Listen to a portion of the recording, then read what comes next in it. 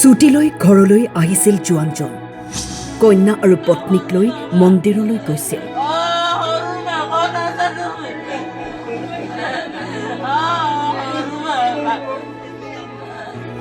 কিন্তু নিষ্ঠুৰ নিয়তিয়ে শেষ কৰি পেলালে পৰিয়ালটোৰ সপোনবোৰ।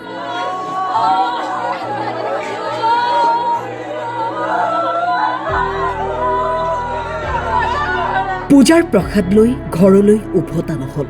তীব্ৰবেগী বাহনৰ খুন্দাত থিতাতেই প্ৰাণ গ'ল CISF জোৱান ৰাহুল পাটগিৰি আৰু পত্নী অনামিকা পাটগিৰি ৰায়ৰ।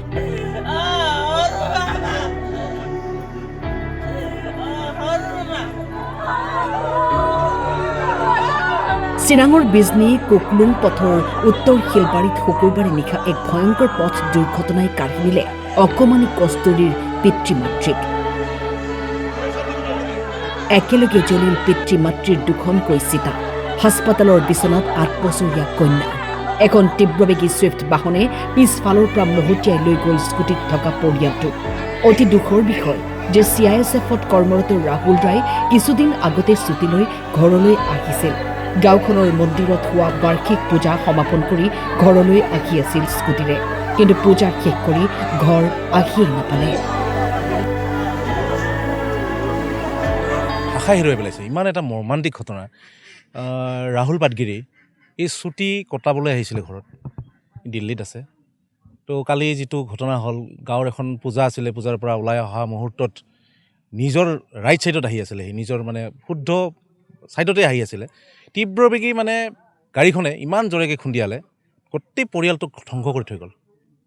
এতিয়া মাতৃহীনা পিতৃহীনা এজনী সৰু কণমানি কস্তুৰী পাটগিৰি, ই মানে এতিয়া কেনেকৈ চলিব, ঘৰখন কেনেকৈ চলিব, পিতৃ মাতৃৰ অৱস্থাটো ক'বই নোৱাৰি। মানে এনেকুৱা অৱস্থা, মানে খুব এটা মৰ্মান্তিক ঘটনা। মানে আমি যাক মানে ভাষাৰে বৰ্ণনা কৰিব নোৱাৰোঁ, সান্তনা দিব নোৱাৰোঁ, এনেকুৱা এটা ঘটনা হৈ গৈছে। একমাত্ৰ কন্যা সন্তানজনী, যি 8 বছৰীয়া, এই স্থানীয় উদয়ন জাতীয় বিদ্যালয়ত ক্লাছ 3ৰ ছোৱালী, 3য় শ্ৰেণীত পঢ়ে। ভাল চোকা ছোৱালী, পঢ়া শুনাত ভাল আছিলে। কিন্তু আজি তাই ঘাট মাউৰা হ'ল। মাক হেৰুৱালে, দেউতাক হেৰুৱালে। এতিয়া ভৱিষ্যত কি হ'ব, তেওঁৰ ভৱিষ্যতক লৈ মানে আমি এতিয়া উদ্বিগ্নতাত আছোঁ। কেনেকৈ ডাঙৰ হ'ব, কেনেকৈ পঢ়িব, কেনেকৈ মানুহ হ'ব।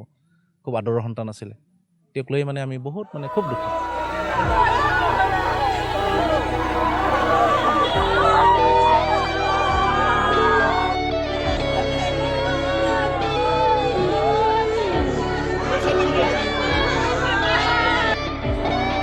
Bureau report, time 8।